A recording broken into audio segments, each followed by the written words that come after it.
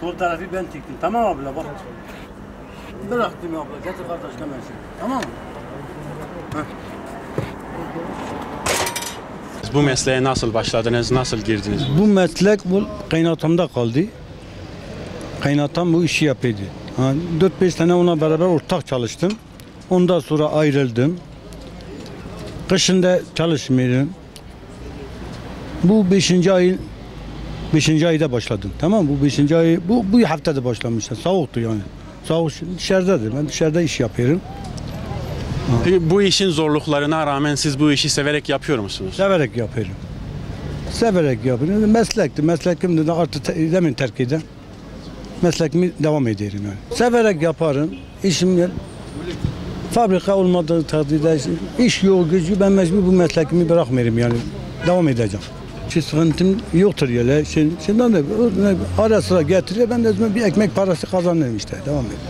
Caminin yanında, camide devam ederim. Özüme namazımı kılıyorum. İşte günümü geçiririm yani sen diye.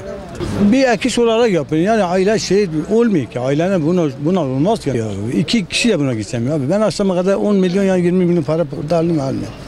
Bakma ben burada şey derim. Bazen yolculuk işi yapıyorum. Yani iş yok, bu iş yoktur böyle. Bu işin bitti, panca işi bitmiş, tamam abi. Şimdi ayakkabılar yeni lastikler çıkmış, yeni ayakkabılar çıkmış. Tamir kalmamış yani bu işi yapıyorum. Ben çocuğum da var, ben diyorum gel buraya, nevem gelemedi. Gelemiyor yani, torunum da gelmiyor, çocuğum da gelemiyor, bu işi yapamıyor abi. Bırakmış abi. Artık ben işimi bırakmayayım yani ben şahsıma işimi bırakmayayım. Yani ona bırakmıyor ben bu işi de yapan doğrusu. Dedi baba daha bırakın bu işi. Bırakmayayım meslekimdir abi. Özüme gelin 2 tane Müslüman gelir yanımda oturuyorlar. Arkadaş gelir, dost, ahbap gelir oturuyor önümüzde bir çay içiyor konuşuyor. Gönlümüzü geçirim evime gidiyorum. Ettim evraj bir cami ettim evra. Cami yani arkadaşım camide hem devam küsat camide. Din evra meslek ya. Nikom mesleki haberdim. Tamam mı? Az haskil mesleki yani.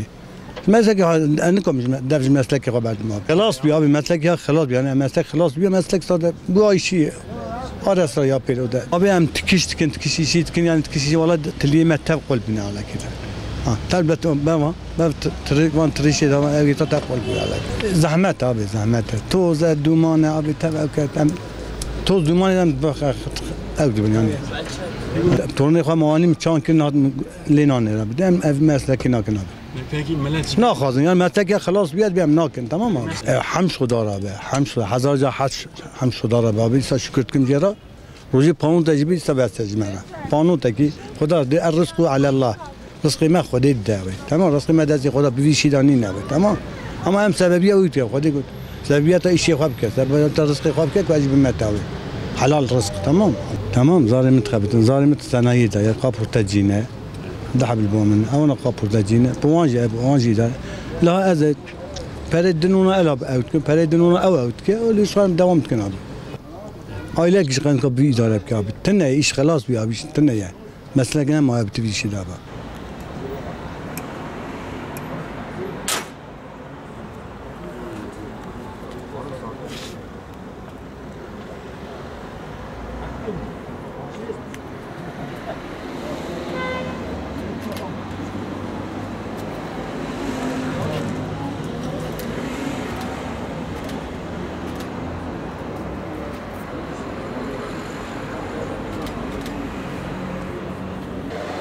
Ne zaman geliyorsun?